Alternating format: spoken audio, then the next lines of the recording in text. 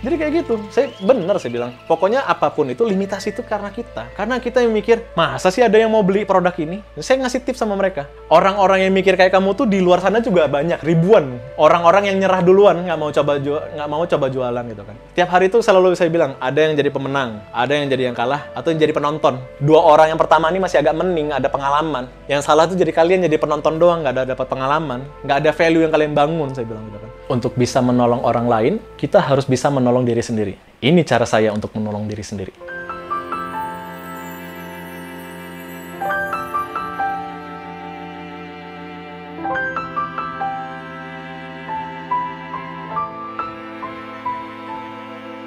Assalamualaikum warahmatullahi wabarakatuh. Perkenalkan, saya Bayu Ramadan. Saya asli dari Padang, kelahiran 1990. Saat ini bekerja sebagai Head of Compliance di salah satu perusahaan konsultan keuangan. Saya itu memang mengawali karir di internal audit di Bursa Efek Indonesia waktu itu. Pertama kali, kalau saya mundur sedikit nih, kapan sih pertama kali ikutan kegiatan sosial? Pertama kali itu di kampus, di Unpad, di akuntansi Unpad. Ada organisasi peduli anak bangsa. Pertanyaan mereka seperti ini, ketika mereka juga sudah menjadi menjadi orang tua. Yang namanya kita sebagai orang tua pastinya memberikan yang prioritas untuk yang pendidikan terbaik itu pasti anak kita dulu ya. Saya bisa bilang nggak semuanya pada akhirnya istiqomah dengan yang pernah dilakukan waktu di kuliah dulu. Pertanyaan ini sebenarnya mungkin kalau nggak yang mengerjakan kegiatan sosial akan tersinggung sebenarnya. Ngapain lu sibuk berbagi sama orang? Lu tahu kan mereka seperti apa, kondisi di lapangan seperti itu. Memang banyak mas, kadang-kadang orang-orang yang di panti asuhan, di lembaga sosial, udah kita kasih dana perbaikan ya, tempat yang layak gitu kan, dengan sumber pendanaan yang wakaf produktif yang lain-lainnya. Mereka tetap mau bikin anak-anak ini tetap lusuh, memprihatinkan agar seperti apa, agar seperti ini terus gitu. Di situ saya ngerasa untuk bisa istiqomah berbagi itu ya, saya rasa sebenarnya ya kalian harus lihat lagi di lapangan itu banyak kok sebenarnya mereka yang mau merubah nasib mereka. Mau kok yang kita ya sudah kasih tahu kita caranya kayak gimana, pandu kami, edukasi kami gitu kan. Maka kita edukasi di situ. Lalu pertanyaan yang kedua juga sama. Ini pertanyaan yang benar-benar terjadi di fenomena akhir-akhir ini mas. Lu ngapain berbagi sama mereka? Lu ngapain ngerjain lembaga sosial? Lembaga sosial banyak yang nggak amanah sekarang. Akhirnya memperkaya diri mereka sendiri dari dana yang masuk. Mereka memperkaya diri mereka sendiri dengan ratusan juta buat untuk digaji gitu kan. Pada akhirnya saya bilang kita harus istiqomah dengan value yang kita bangun. Kalian lihat di Mumtazah, supaya tidak tergoda dengan dana-dana itu, makanya saya tetap berkarir. Karena urusan dapur, ya dari pekerjaan saya sendiri. Saya tidak mau mencampur dana pribadi dengan dana yayasan. Kalau mau berbagi, kita harus cukup dulu untuk diri kita sendiri, untuk yang punya kita. Saya nggak mau tinggalkan yang namanya profesi itu melekat dengan jati diri saya gitu kan. Saya adalah orang yang profesional di bidang keuangan gitu kan. Saya mau jaga itu untuk urusan dapur saya, untuk mendidik anak saya, untuk mencukupi kebutuhan istri, anak, itu ya dari gaji saya. Karena saya nggak mau campur. Dana dakwah ya dana dakwah. Dana produktif yang diamanahkan oleh donatur, ya memang harus di sana. Kita tidak boleh ambil di sana. Maka dari itu sebenarnya mau istiqomah nih semuanya gitu kan. Ayo kita rapatkan barisan. Kita rangkul nih semuanya. Masih banyak loh sebenarnya. Kalau kalian yang mungkin dulunya keluar gara-gara merasa tidak puas dengan pengurus panti asuhan dengan pondoknya, ya kalian yang sebenarnya yang jemput bola. Jangan jadi penonton aja. Jangan juga mengkritisi orang untuk jadi takut berkontribusi di program sosial.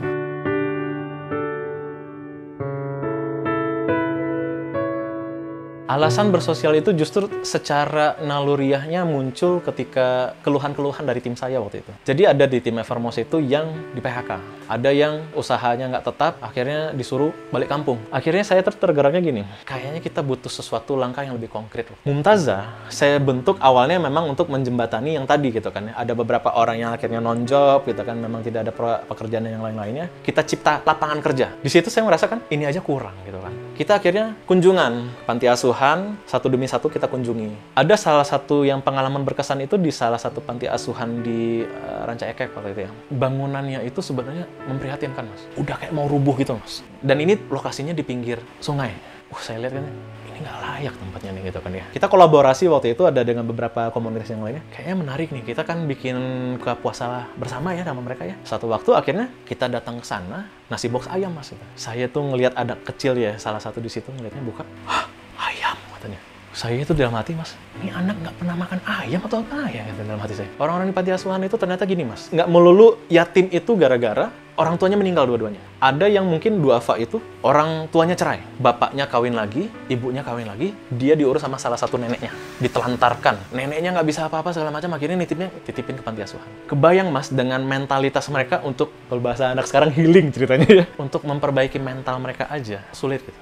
Makanya kemarin melihat ada tokoh pesantren, nauzubillah min zalik, menzolimi ya, dengan melakukan tindakan amoral kepada santri itu, saya sakit hati sebenarnya Mas. Sakit hati, benar-benar sakit hati saya ngeliat itu. Udah tahu karakter mereka kayak gitu, kalian malah, nggak bisa, saya takutnya kata-kata lancang yang keluar gitu kan, nggak sopan gitu. Akhirnya saya bilang kan, masih banyak nggak sih orang-orang yang pengen peduli nih gitu kan, untuk bikin program yang sebenarnya pengabdiannya benar-benar pengabdian loh ya. Ternyata masih banyak gitu. Akhirnya saya banyak ketemu ya dengan Kang Dimi, Kang Zikri, pokoknya banyak nih teman-teman kita yang relawan-relawan kita ya, berani nih, ayo kita bareng-bareng nih sama Mumtazah kita bikin program pengabdian.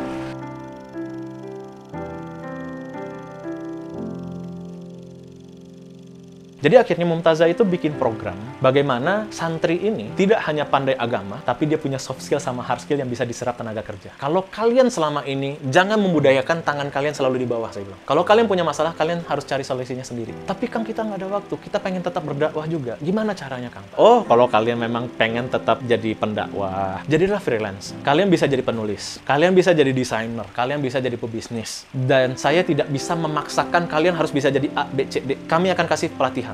Kami akan kasih wawasan-wawasan di luar sana, kalian bisa jadi seperti apa, kalian yang memilih nanti seperti apa. Waktu pertama kali ngajarin ilmu jualan, di situ saya temukan, kita nggak boleh menganggap kita yang paling pintar dan kita paling tahu gitu kan. Ternyata nggak semua orang suka jualan. Makanya akhirnya saya coba, kasih deh, kita kasih pelatihan yang lain deh. Kita ngasih pelatihan menulis waktu itu. Nah, setelah melakukan pelatihan menulis, suatu kepuasan tersendiri itu ada nih salah satu santri akhirnya berhasil jadi kontributor rutin di salah satu media online. Saya ngerasa itu tuh, wah, kebahagiaannya nggak bisa dibayar sama uang itu, Mas. Mereka dapat yang kayak gitu, kita nggak minta mereka, ya udah kalian udah dibayar kan? Mana nih buat Mumtazah? Nggak, bukan kayak gitu juga. Ketika kalian sudah bisa punya ilmu menulis seperti itu, ya kalianlah yang menjadi mentor kepada santri-santri yang lebih muda daripada kalian. Kontinu. Ketika kontinu kayak gitu, ya kita bisa menyelesaikan banyak permasalahan. Cita-cita kita setelah ini adalah mengenalkan ke mereka, ada loh website seperti freelancer, projects.co.id. Kalian tuh bisa bikin perusahaan sendiri, freelance sendiri loh ya. Tapi kalian harus bisa bahasa Inggris. Itu challenge dari saya. Kalau memang mau dirapikan kayak gimana freelance-nya, company profile dan yang lain-lainnya, nanti kita siap bantu. Tapi kalian belajar dulu dari sekarang. Jadi saya ingin membudayakan lembaga-lembaga sosial manapun yang nanti berkolaborasi dengan Mumtazah, tidak ada lagi yang namanya sifatnya rutin mengandalkan hanya seperti ini saja gitu. Kalian kalau mau menyelesaikan operasional kalian, urusan dapur kalian cari solusinya sendiri. Kalau kalian butuh dana dakwah, kalian cari sendiri. Tapi bukan berarti ada orang, ya udah kita pengen kontribusi dalam uang, bisa juga nggak? Bisa, saya bilang. Tapi amanahnya tolong dijaga ya. Karena kita sekarang lembaga sosial lagi disorot banget loh ya. Kalian bener nggak nih kalau misalkan dananya ditutupi? Publik pasti akan marah gitu kan. Kalian harus terbuka. Operasionalnya seperti apa? Gajinya berapa? Itu harus transparan loh, saya bilang kan. Orang-orang yang sebenarnya di penggerak filantropi ini benar-benar amanah nggak sih bikin programnya? Ada yang harus kita tangkap? Untuk SPP, cuman yang harus kita tangkap masih belum diberi. Alhamdulillah mendapatkan kedua orang tua yang sangat baik ya untuk memberikan wadah. Misalkan belajar seni dulunya kan, saya pengen belajar ini gitu kan, nggak dilarang gitu sama orang tua saya itu. Kita kan sebagai muslim ya, memang pernah ada satu kutipan, muslim yang baik itu adalah hari esoknya jauh lebih baik. Nah, saya itu selalu menanamkan mindset seperti itu. Jadi kayak misalkan saya ambil yang sertifikasi forensic audit itu kan yang dari US, itu bener-bener, saya itu pengen tahu, bukan hanya tentang apa aja yang ada di dulu di S1 nih gitu kan. Secara ilmunya yang lebih praktikal kayak gimana. Saya juga kadang-kadang memang belajar itu makin pakem ketika kalau belajar sama praktisinya langsung. Backgroundnya kan saya kan sebagai internal audit. Di situ kadang-kadang saya merasa tidak puas. Mungkin 2018 tuh Mas. Akhirnya saya merasa kayaknya saya harus belajar terjun jadi pelakunya deh gitu. Keluar dari zona nyaman, belajar tuh jadi jualan online gitu. Gimana sih caranya jualan hard selling, soft selling dan yang lain-lainnya, cari-cari referensi, buka di internet, baca buku lagi. Itu saya lakukan Mas. Nggak sengaja sih waktu itu, saya pilihannya ada dua. Yang satu perusahaan elektronik dari Korea. Yang kedua itu adalah Ya bursa efek itu. Saya yang daftar yang perusahaan elektronik ini, memang saya daftar sendiri. Kalau yang bursa efek, itu saya nitip sama abang saya. Ada job fair di Bandung, saya nggak ikutan. Saya cuma bilang, abang tahu saya lah gitu. Abang pilihin yang kira-kira yang cocok sama saya. Secara profesinya memang ilmunya di situ, paling kuatnya gitu kan. Tapi sekarang banyak aktivitas juga mas gitu. Saya tuh nggak hanya membangun karir sebagai internal audit saja gitu kan. Tapi juga dengan keluarga, dengan saya punya yayasan, saya juga punya jualan online dengan keluarga gitu kan. Pokoknya suka mencari sesuatu yang mengisi aktivitas yang positif lah. Setelah dari bursa efek itu ke sekuritas Malaysia, habis itu ke sekuritas Taiwan. Akhirnya waktu sekuritas Taiwan ini ada cerita sebenarnya menurut saya. Kita belajar dari yang ini tuh transisi dari sekuritas lokal menjadi sekuritas asing waktu itu. Masuk pagi, pulang jam 2 pagi. Saya merasa akhirnya ini sudah mulai lelah gitu kan. Sama istri ini belum pernah satu kota. Saya pernah kerja di Jakarta, istri pernah kerja di Surabaya. Saya mau dong istri pindah ke Jakarta. Di kantor istri lucu ceritanya. Ngelihat KTP-nya kan Bandung. Oh iya dipindahin ke Bandung. Kayaknya menarik nih, kayaknya harus kita coba deh, kita harus satu kota ya gitu kan. Saya ingin kita lebih ada bonding ya gitu kan. Dengan standar pendapatannya di Jakarta, pindah ke Bandung waktu itu mas. Tanggungan hidup di Jakarta dulu. Wah ini nggak bisa nih gitu kan. Kita harus nambah nih sumber revenue yang lain gitu. Nah di kantor saya yang di Bandung waktu itu, memang di bagian internal audit dan quality assurance ceritanya waktu itu. Kebetulan kantornya nih ya, Syamil Quran waktu itu menjadi vendor di Evermos namanya. Awalnya kita kan ketemu organisasi itu organisasi saling menceritakan bagaimana cara bisnisnya berjalan gitu kan. Nah, saya mempelajari, oh kayak gini ya prosesnya ya. Wah, ini menarik nih gitu kan. Dari proses hulu ke hilirnya saya tuh tiba-tiba merasa dengan pengalaman, experience dan network yang saya punya gitu kan. Oh, kayaknya ini bisa nyambung deh semuanya deh. Ini tuh bisa nyambung deh. Ini saya bisa nawarin kayak gini. Kantor jadi vendor, saya yang jadi reseller di situ. Saya gabung itu, saya ingat saya Februari 2020. Evermos itu kayak akhirnya banyak ngasih fasilitas waktu itu. Dia ngasih pelatihan WA group training, Zoom training, pelatihan offline, mendatangkan expertise yang memang paham bagaimana hard selling, soft selling, dan yang lain-lainnya. Saya jadi tahu keilmuannya ini loh ya. Setelah saya belajar dari situ, saya tambahin lagi di internet, di YouTube. Saya coba cari lagi expertnya siapa segala macam. Saya pahami semuanya dan yang lain-lainnya. Oke, saya tahu cara jualan seperti apa gitu.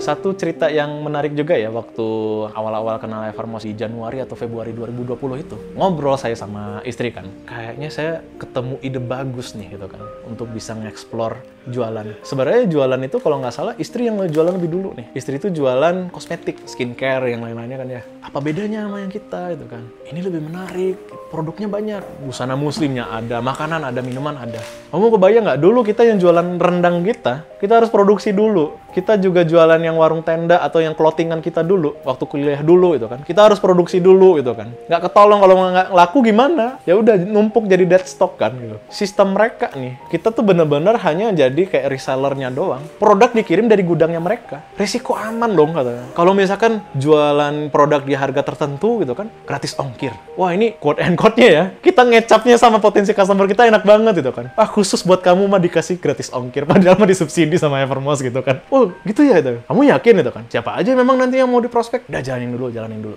Alhamdulillahnya sih ya di bulan kedua itu ya akhirnya bisa jadi koordinator reseller ya akhirnya. Lancar tuh penjualannya. Akhirnya saya ngerasakan oh ini nggak cukup nih kayak gini doang nih gitu kan ya. Seneng banget sih sama Evermos itu banyak fasilitasnya. Dia akhirnya ngasih kayak pelatihan gitu kan ya. Public speaking gitu kan. Gimana memaintain media sosial dan yang lainnya. Dulu buta banget memang jualannya jualan cowboy, hard selling doang dulu soalnya. Kalau sama mereka kan jadi tahu tekniknya. Oh ternyata kita tuh ada ya manajemen konten itu. Ada yang sifatnya edukasi. Gimana sih bikin flat lay yang bagus gitu kan ya, bikin mood board yang bagus di media sosial, itu kan luar biasa. Bahkan saya pernah yang ngelihatnya Evermos itu akhirnya ngedatangkan expertise yang saya tahu nih, pelatihan di tempat lain berbayar misalkan berapa ratus ribu, mungkin ada yang sejutaan itu kan, sama Evermos jadi dikasih gratis. Ini luar biasa saya bilang kan, ya nggak saya sia-siain kalau misalkan ada sesi training dan yang lain, sharing session, itu menurut saya penting. Bahkan sebenarnya sharing session antar reseller itu tuh dulu keren banget tuh. Jadi mereka cerita, oh saya tuh jualannya caranya kayak gini loh gitu kan. Jadi ada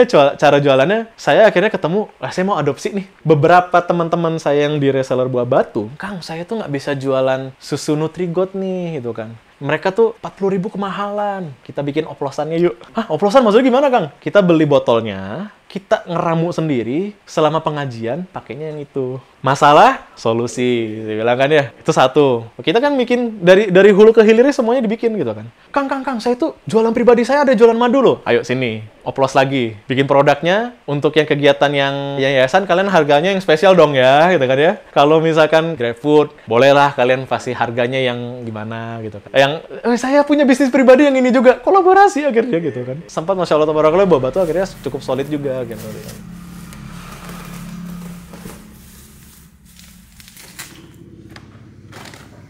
Konsep jualan tuh sebenarnya konsisten sih. Kayak saya bilang kan, saya ketemu sama Fulan dengan Fulanah, itu barangkali karakternya beda-beda. Cara jualannya bisa beda-beda. Karena saya nggak pernah tahu lingkar satu mereka dan lingkar dua mereka tuh karakternya kayak gimana. Banyak orang yang nanya, saya mau jualan produk yang mana dulu gitu kan. Ya kalian harus tentukan yang produk yang benar-benar cocok dengan lingkar satu, lingkar dua kalian dulu gitu kan. Mungkin ada yang cocok dengan, kayak saya tadi kan mukena gitu kan. Yang kedua ternyata kan minuman tadi kan ya. Barangkali kalian cocoknya spray. Ketika kalian sudah cocok dengan cara yang seperti itu gitu kan. Yang pertama, shadow buyer, shadow reseller kan udah tahu ya cara ceritanya gitu kan. Yang ketiga itu yang sebenarnya adalah ketika kalian sudah memahami, oh ternyata yang lingkar satu saya itu cocoknya mukena. Jadi step by step-nya, ketika kalian sudah bisa jadi reseller, dropshipper, langkah pertama ini pasti mainnya social commerce dulu. Saya nggak mau ngomongin tentang yang e-commerce dulu. Karena kalian jualannya lingkar satu, lingkar dua kalian dulu. Dari margin keuntungan yang awal itu, kalian kumpulin dulu modalnya dikumpulkan, saving jadi brand owner.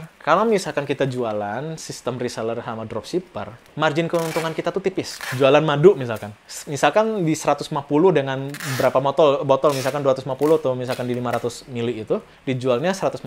Percaya nggak HPP-nya itu sebenarnya mungkin nggak lebih dari 50.000 sebenarnya. Wah, banyak banget keuntungannya Kang gitu kan. Memang gitu kan. Tapi kan kalian harus tahu step by step-nya. Bikin brand owner itu kalian harus punya izin BPOM-nya, sertifikasi halalnya. Kebayang kan sekarang kan? Seperti biasa, saya selalu menghilangkan problem, solusi. Jangan dipendem, ngomong sama sekitar kita gitu kan. Barangkali kita nggak ngerti apa cara jualannya Evermost. Ini ada juga cerita nih. Saya nggak ngerti gaptek Kang, sampai sekarang nggak ngerti cara downloadnya kayak gimana segala macam. Kita suapin. Pagi kita yang downloadin. Gambar-gambarnya tinggal posting, tinggal liatin orang-orang di pengajian ini harganya segini nih, mau beli nggak gitu kan. PO ya gitu kan. Nanti datangnya 3 hari lagi ya gitu kan. Oh gitu ya, bisa kayak gitu Kang. Cobain dulu ya. Kang berhasil Kang gitu kan. Ya udah kita berarti cara jualan kamu cocoknya kayak gitu ya. Jalanin terus kayak gitu. Ketika kalian sudah ngumpulin modalnya, cicil satu demi satu saya bilang. Legalitas bikin, izin BPOM-nya bikin. Ininya bikin ini segala macam gitu. Nah, ketika kalian semua legalitasnya sudah ini, shifting sama mereka atau testing dulu, kasih tester dulu sama mereka. Kita ada produk baru nih, madunya yang ini nih, suka nggak? Ini ada 3 sampel, lebih suka yang mana? Yang ini ya udah nantinya. Berarti kan produk kita yang paling banyak disukai sama yang loyal customer kita. Nanti kita udah mulai ngomong, ini loh ya, madu barunya kita nih. Ketika ada beberapa orang yang bisa jadi brand owner gitu kan, margin keuntungannya lebih tinggi. Setelah kalian udah tahu, selalu alokasikan budgetnya untuk operasional, untuk marketing. Yang ketiganya itu biaya mutu. Kenapa ada yang namanya biaya mutu? Ya kalian harus improve terus kualitas produk kalian. Barangkali yang desainnya cuman dulu pakai Microsoft Paint atau misalkan pakai PowerPoint, ya kalian kalau mau gambarnya lebih proper, nge-hire orang, freelance, bikin desainnya kayak gimana, logo yang bagusnya kayak gimana. Udah tuh, ketika kalian sudah bisa bikinnya semua gitu kan, itu yang namanya kita ngerintis bisnis dari awal tuh kayak gimana. Nanti kita kasih tahu caranya, daftar BPOM tuh kayak gimana, bikin ini segala macamnya kayak gimana. Paling tidak sebenarnya kalau misalkan tips jualan itu adalah kita tahu dulu dengan roadmap yang mau kita bangun sebenarnya. Kalian itu kalau misalkan mau serius ya bukan hanya tiap hari hanya menjadi satuan omset tertentu aja. Tapi Kang, saya nggak mau ninggalin kantor kita aja. Sudah, berarti kamu memang mentoknya di sini ya. Sudah, jalankan aja gitu kan. Kalau memang mau jadi sampingan. Tapi kalau misalkan mau menjadi yang lebih besar, omset yang lebih besar gitu, kalian harus bisa jadi brand owner gitu.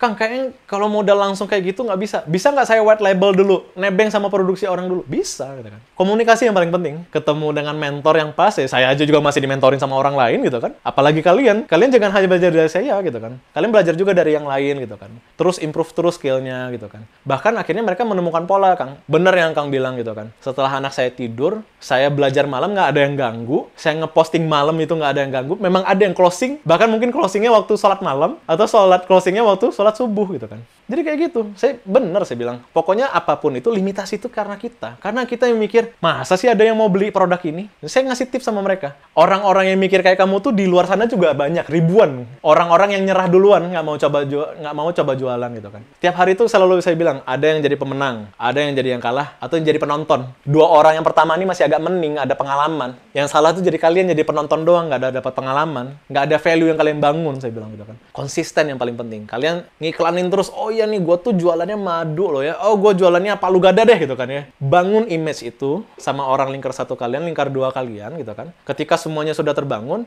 baru kita naik level. Gimana tuh caranya ngiklan yang baik dan benar di marketplace, ngiklan di business manager Facebook, di IG, di TikTok dan yang lain-lainnya. Baru ke arah sana. Karena kalau nggak di awal-awal tuh kalian selalu kayak gitu. Masa sih ada yang beli kayak gini? Ah, ini 50.000 mahalan kayak ini segala macam. Mahal murah itu saya udah bilang di awal tadi relatif gitu. Orang saya naikin harga kok di Shopee kan, naikin dulu untuk diturunin lagi di flash sale gitu kan. Mahal murah itu relatif. Sebenarnya gimana value yang kalian deliver ke si orang yang target kalian, dan kalian meyakinkan mereka untuk bisa beli.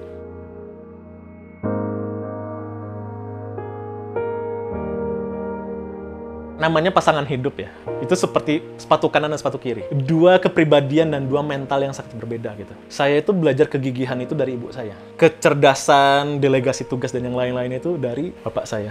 Bahkan kadang-kadang mereka tuh punya dua mindset yang berbeda. Bapak saya, kalau bisa kita minta orang lain mengerjakan, ya jangan kita yang ngerjain. Biarkan orang lain juga bisa bermanfaat juga buat kita. Kalau ibu saya beda. Kalau kita bisa yang ngerjain sendiri, kita yang ngerjain. Biar kita tahu ilmunya dan kita menguasai ilmunya. Kalau kita contoh Rasul ya, bersikap itu dengan orang bisa berbeda, Mas. Misalkan ketemu dengan, ya Rasul, saya mengalami masalah ABCD gitu kan. Kamu harus menikah. Ya Rasul, saya ada masalah dengan masalah yang sama gitu kan. Kamu harus berpuasa.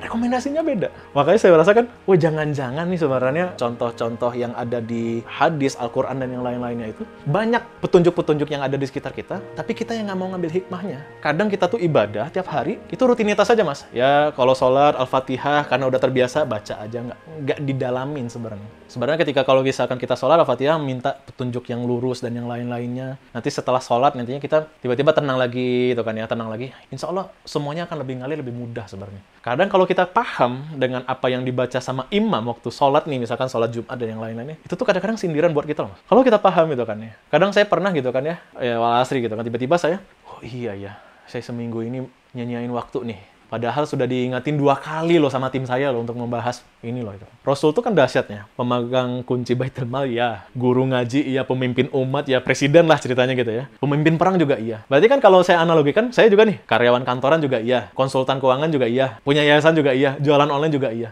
Ngejalanin semuanya, Mang. Saya masih nggak kebayang itu Rasul bisa time manajemennya luar biasa ya. Bisa sholat malamnya terjaga loh, Mas. Itu luar biasa lah. Olahraganya terjaga dan yang lainnya. Waktu dengan keluarganya terjaga. Lebih sayang nggak kita dengan Rasul ketika kita pengen mencontoh Rasul gitu kan. Tapi setelah mencontoh, nggak kuat, Mas. Jadi saya ngerasain tuh, ternyata memang bener. Akhirnya saya memahami, oh kerjaan kantoran tuh saya punya kapasitas. Ngerjain yayasan tuh punya kapasitas. Jualan online tuh ada kapasitas. Di situ saya ngerasa, nggak bisa, nggak gampang loh. Apalagi kalau misalkan ingat Utsman bin Affan tuh, kalau waktu bulan Ramadan tuh dahsyat banget. Katanya, satu sholat malam bisa khatam. Itu saya nggak kebayang. Saking istiqomahnya ya dengan ibadahnya dia ya, Allah tuh ngasih waktu dan keberkahannya itu nggak kerasa. Akhirnya dia selesai, bisa selesai. Dan mungkin kita juga kayak gitu. Memang menyatakan nggak ada orang yang bisa menggantikan generasi terbaik itu memang benar, Mas. Kita mau coba nih, nggak kuat, Mas.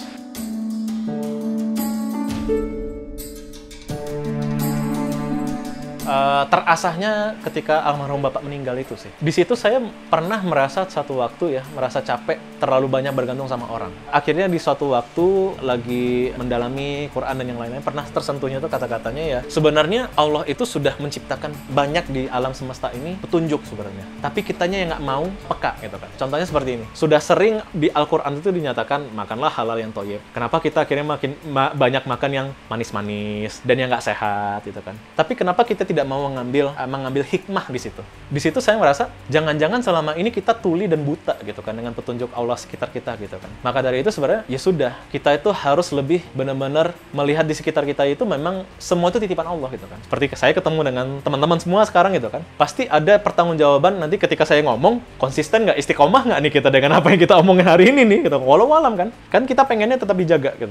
Ketika kalau misalkan Allah sudah ngasih petunjuk seperti ini, ayo kita bertindak sesuai dengan kapasitas kita. Tapi jangan berharap lebih. Kita ikhtiar dulu, seberapa jauh hasilnya itu kembali ke izin Allah saja. Contohnya gini mas, saya pernah di suatu waktu, pernah juga Mumtazah akhirnya kan penjualannya tidak begitu lancar gitu kan. Terus juga dari donatur tetapnya juga tidak lancar. Risih nggak kita? Justru di situ kita evaluasi gitu kan. Allah itu lagi ngasih challenge sama kita. Coba cari alternatif yang lain gitu kan. Akhirnya ketemu mas waktu itu. Allah itu cuman nguji kita sebentar doang. Kadang-kadang bisa aja di last minute kita harus bayar nih ya gitu kan. Tiba-tiba ada yang, ini saya titip domba ya, ini operasional buat yayasan. Alhamdulillah saya bilang. Pernah tahu Khabib yang pegulat, saya juga tersentuh dengan kata-kata beliau tuh. Kalau misalkan saya ini jadi juara dunia ini gara-gara kerja kerasnya saya, gitu kan. Di luar sana, orang-orang di sana dengan yang profil ekonominya lebih rendah, usahanya lebih keras daripada saya. Misalkan saya latihannya 12 jam, dia latihannya 20 jam, 2 jam doang untuk istirahat. Banyak yang sebenarnya usahanya lebih keras, tapi tidak dikasih kesempatan sama Allah untuk naik.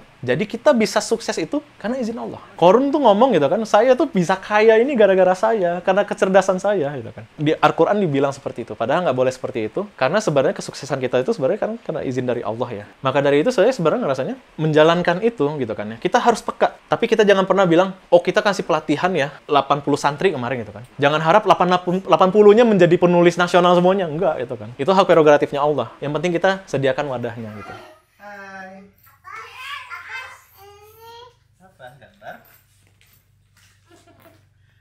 Setelah putra saya 4 tahun itu diagnosa spektrum autis. Itu cobanya luar biasa, Mas. Was-was tuh banyak, Mas, itu kan. Saya udah bikin kegiatan yayasan kayak gini. Nggak pernah ngejahatin orang kayak gini, segala macam. Saya dikasih cobaan kayak gini. Was-wasnya kayak gitu. Tahan dulu. Goncangan itu pasti ada, Mas. Goncangan tuh kayak gitu. Sampai suatu waktu saya tuh baca Quran atau hadis atau dengar kajian waktu itu kan ya. Allah tuh nggak akan ngasih cobaan kalau hambanya nggak mampu. Ternyata, Mas, setelah saya menjalani dengan istri saya ya, menemani anak terapi, melihat kecerdasan-kecerdasan yang dia punya dan yang lain-lainnya, saya jadi ke flashback pernah suatu doa saya ngomong, ya Allah berikan saya putra yang soleh, cerdas, menjadi tokoh nasional yang pintar dan yang lain-lainnya. Ternyata bener, anak saya itu pintarnya luar biasa. Tapi dikasih cobaan satu lagi gitu. Ini kan doa kamu dulu, ngerasa ketamparnya kayak gitu saya bilang. Berarti ini tuh bukan aib saya ngerasanya. Tapi Allah akan siapkan putra saya ini untuk menjadi sesuatu yang lebih hebat, tergantung dari saya istiqomah atau enggak. Kalau yang jualan tuh juga ada yang menarik, Mas. Pernah baca doa-doa mustajab itu, salah satunya lagi hujan. Kenapa Allah menitipkan berkah itu melalui hujan? Apa sih istimewanya hujan? Jadi kalau kita ngomongin lagi rantai pasok lagi ya Mas ya, supply chain itu, suatu bisnis yang tidak akan dimakan oleh sistem kapitalisme, yang dimana orang kaya makin kaya, ya kan, yang miskin makin miskin, adalah sesuatu yang tumbuh dari tanah. Mau kita dimonopoli kayak gimana segala macam, asalkan kita yang mengelola sendiri nih, kita berkebun misalkan ya, atau kita yang mengelola gitu kan, itu kita bisa bikin sistemnya dan kita bisa jual. Itu pengalaman saya akhirnya waktu itu merintis bisnis madu hutan waktu itu Mas. Orang kan mikir brand-brand madu nih yang kelas nasional tuh banyak Mas, dikuasai sama orang-orang yang sudah kaya makin kaya banyak Mas. Akhirnya kita bikin sistem yang pokoknya yang dari jejaring mitra-mitra Mumtazah, madunya dari madu kita. Selesai nggak masalahnya? Yang dulunya kalian petani madu ini nggak punya pelanggan tetap, kita kasih pelanggan tetap. Jadi saya memikirkan, oh benar, yang dibilang Allah itu menitipkan rezeki itu salah satu bisnis yang nggak ada habisnya sebenarnya. Salah satunya itu hasil dari bumi sebenarnya gitu. Dan kita tinggal mengolahnya aja ya kan. Kadang-kadang kita kan latah nih ceritanya nih. Kalau mau duit kenceng tuh harus kerja kantoran, nggak juga sebenarnya. Pintar-pintarnya kita. Yang penting mau memulai dulu sebenarnya gitu kan.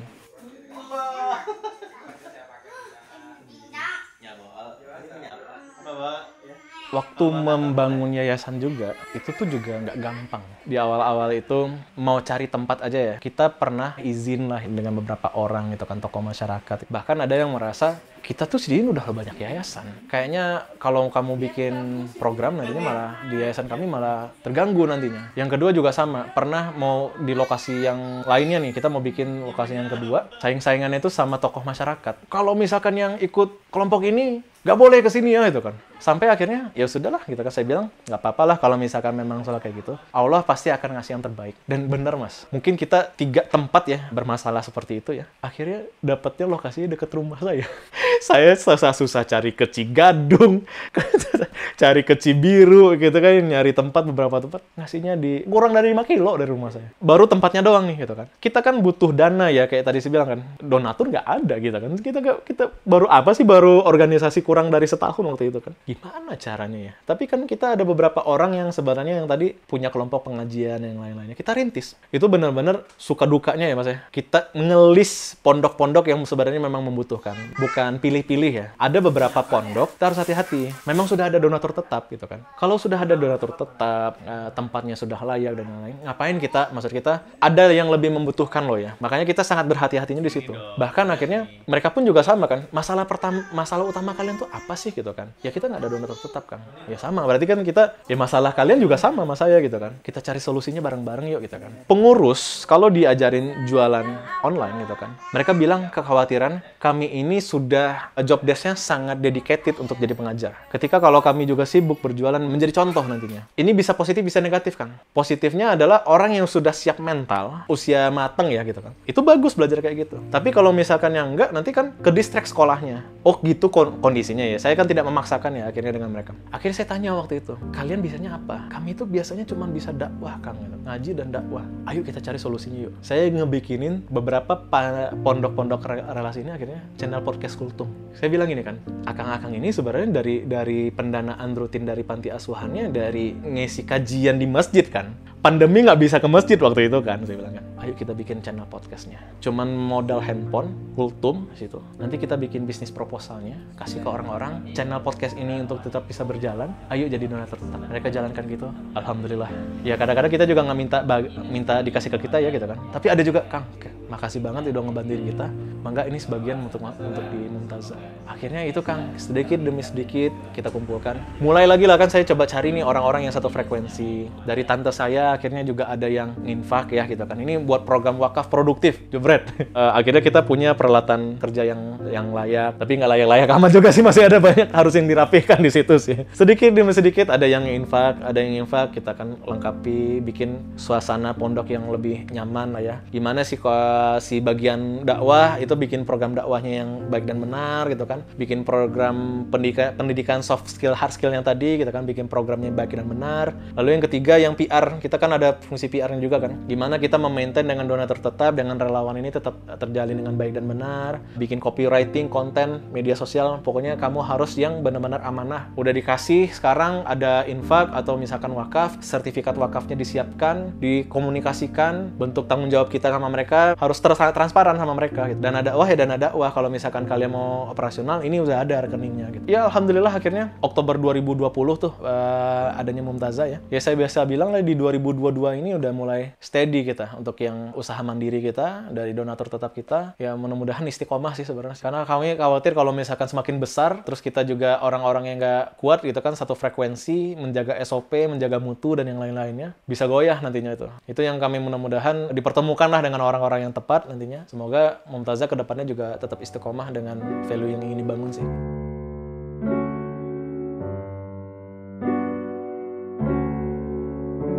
Prinsip yang paling penting menurut saya, jadilah manusia yang seharusnya manusia yang diamanahkan sama Allah gitu. Kita memang diamanahkan untuk bisa menjadi pemimpin, baik diri kita sendiri atau untuk orang lain gitu. Kalau misalkan kita tidak bisa memastikan hal yang kita lakukan itu menjadi sesuatu yang baik, mending kita diam, ikut mendoakan saja. Yang saya khawatirkan sekarang dengan zaman teknologi kayak sekarang makin tidak terkontrol. Bahkan menurut saya Kementerian Pendidikan kita perlu ngasih satu keilmuan baru ya, etika media sosial kali ya. Karena sekarang tuh makin nggak kekontrol. Saling saudara, saling menghakimi, mencaci, dan cancel culture yang maksud saya itu sampai menderita itu kan. Apa sih yang diekspektasiin? Mau sengsara seperti apa? Mau jatuh miskin? Mau bunuh diri? Saya nggak tahu, khawatir dengan kesehatan mental kita sekarang ini semuanya. Saking stresnya dengan kondisi di kantor, stresnya dengan kondisi keluarga mungkin ya. Sampai kita melukai orang yang kita nggak kenal gitu kan di media sosial, atau siapapun lah gitu kan. Di jalanan kita berantem dan yang lain-lainnya. Buat apa gitu? Padahal panduannya sudah jelas gitu kan. Manusia sebagai pemimpin,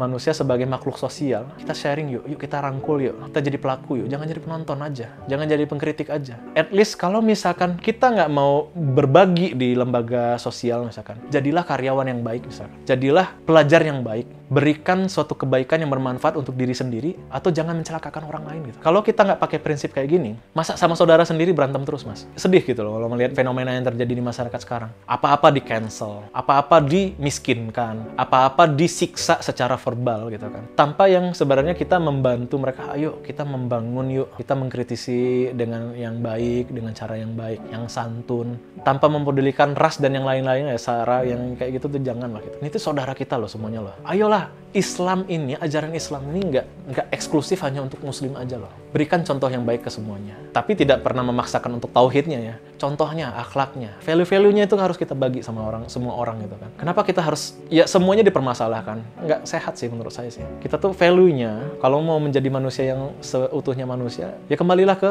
Al-Quran, hadis, dan contohlah siro-siro yang sudah ditunjukkan oleh Rasul dan generasi terbaik di Islam gitu.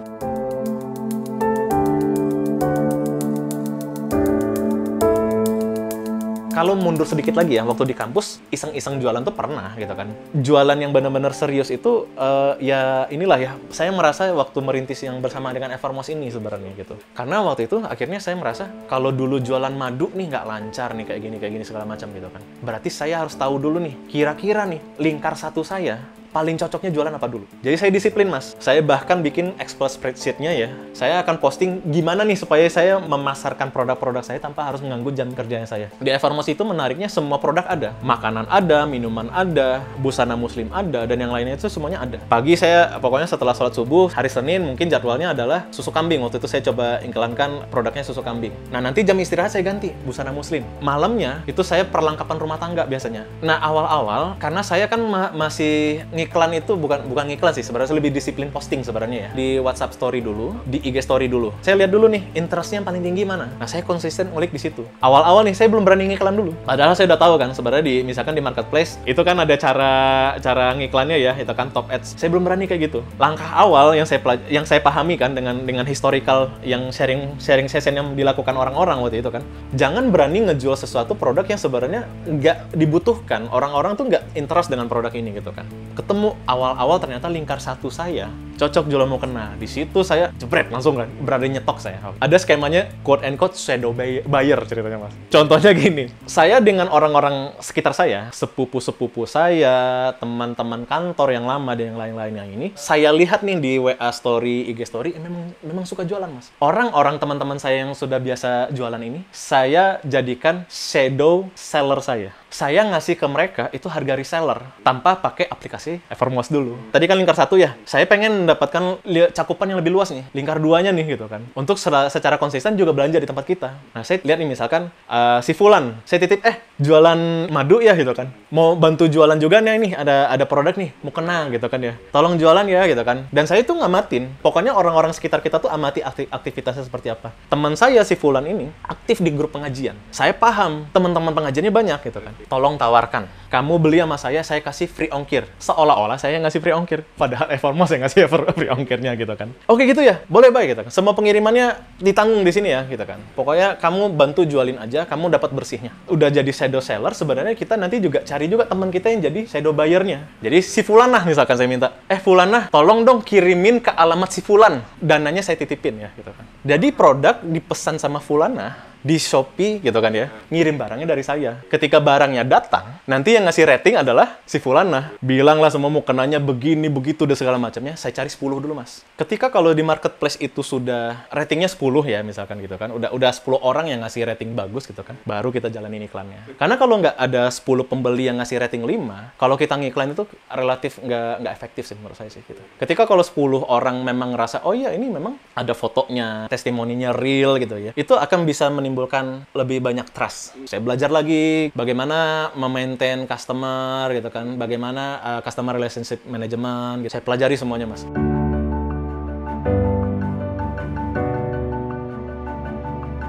Customer experience itu penting. Itu yang saya lakukan. Misalkan saya jual mukena, saya bilang harganya mungkin kan 180 ya, tapi saya jualnya 200. Aneh nggak mas? Orang kan biasanya kan jualnya kan lebih murah, tapi saya jualnya lebih mahal. Kenapa saya jualnya lebih mahal? Ketika kalau misalkan ada fitur flash sale di marketplace, itu saya kasih harga kortingan, dibalikin lagi ke harga 180. Orang-orang ngeliatnya kan, wah ini diskonnya gede nih gitu ya. Kalau misalkan dikasih flash sale kayak gitu, si marketplace-nya juga ikut memasarkan produk kita. Itu tahap pertamanya. Tahap keduanya, masih ada slot harga reseller dengan harga konsumennya di Evermost. Saya lihat lagi nih, range-nya itu berapa? Harga reseller, harga konsumen misalkan ternyata marginnya ada di 30.000. 15.000-nya saya alokasikan untuk bonus. Customer experience yang belanja di toko saya, dia belinya mau kena, tapi dia dapat juga misalkan susu kambing. Dampaknya apa? Orang akan ngasih testimoni itu secara gratis gitu. Ngomongnya, wah belanja di toko ini bagus ya. Kasih bonusnya itu surprise. Saya kadang dapatnya susu kambing, dapatnya minuman pelangsing gitu kan. Ini luar biasa nih. Dan paling enaknya apa? Orang ini ketika punya pengalaman yang baik, dia akan kenalkan ke temannya. Saya itu pernah 1 bulan itu nggak ngiklan, tapi follower nambah terus. Ada salah satu mentor menceritakan pengalaman seperti itu. Bagaimana kita punya restoran, penjaga parkirnya didandanin, kasih parfum, wangi, ganteng gitu. Nggak pernah saya lihat nih, tukang parkir serapi ini, sewangi ini nih gitu kan. Kalau misalkan udah beres di kasir itu, si tukang parkirnya nyamperin, ibu barang bawaannya mau saya bantu bawain ya. Gitu. Pertanyaan saya, ketika kalau kita punya pengalaman toko seperti itu, kita akan datang lagi nggak ya? Pasti akan datang lagi. Pasti kita juga akan cerita juga kan sama orang-orang lain kan. Oh ini restoran nih bagus banget nih. Itu pengalaman yang saya rasa kayaknya kita mau jalanin bisnis dimanapun juga itu penting gitu. Memaintain service excellence gitu kan kepada customer, agar kita juga memaintain relationship kita dengan si customer untuk melakukan repeat order. Caranya gitu.